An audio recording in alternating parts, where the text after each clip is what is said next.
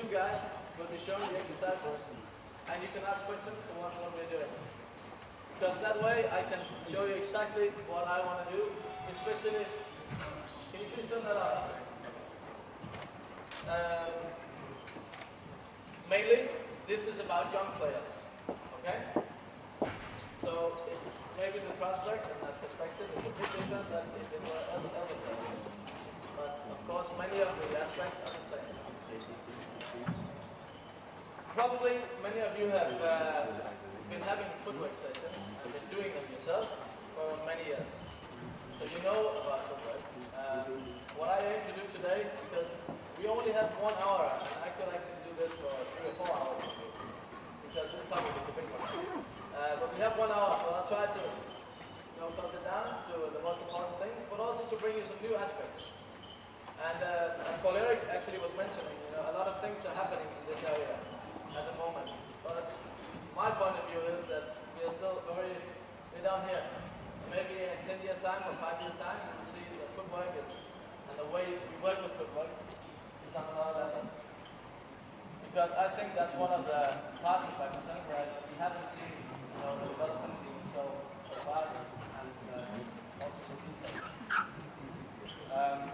I started a talent project in Denmark about 1 year ago. I was put in a position as a coach for some of the best players from 14 to 17 in the western part of Denmark. So some of these exercises you're going to see are some of the exercises that I'm actually doing with these players. Firstly, maybe the most important thing when you do footwork is a split jumping. Have you heard about a split jump? Every one of you.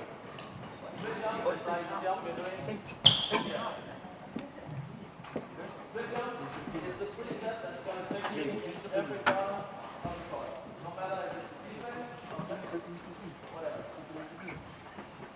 The stronger, the faster, the lower gravity, my split is, the better. But you practice at first, it's not very easy. And a lot of players, they have a lot of difficulty by doing this. So many players, and actually also you will find top level players today at the highest level, they are not actually used to this thing. They may be up here. But that means when you're up here, your balance is not good.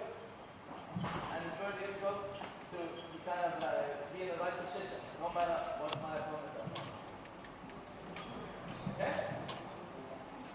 So split jump is kind of we all know about that. I will, of course, return to the split jump, and this is the main topic all the way through.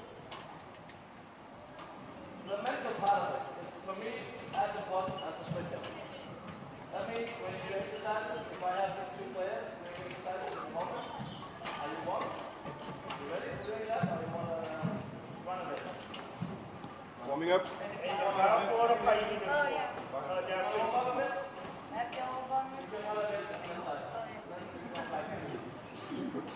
The second part is the mental part, because when you're doing footwork, a lot of young players actually they think, oh no, it's boring. I don't want to do footwork. I want to play.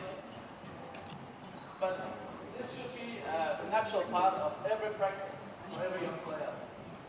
They should not be allowed on court with a racket before they do their footwork session. Bit rough. Let's cut it out.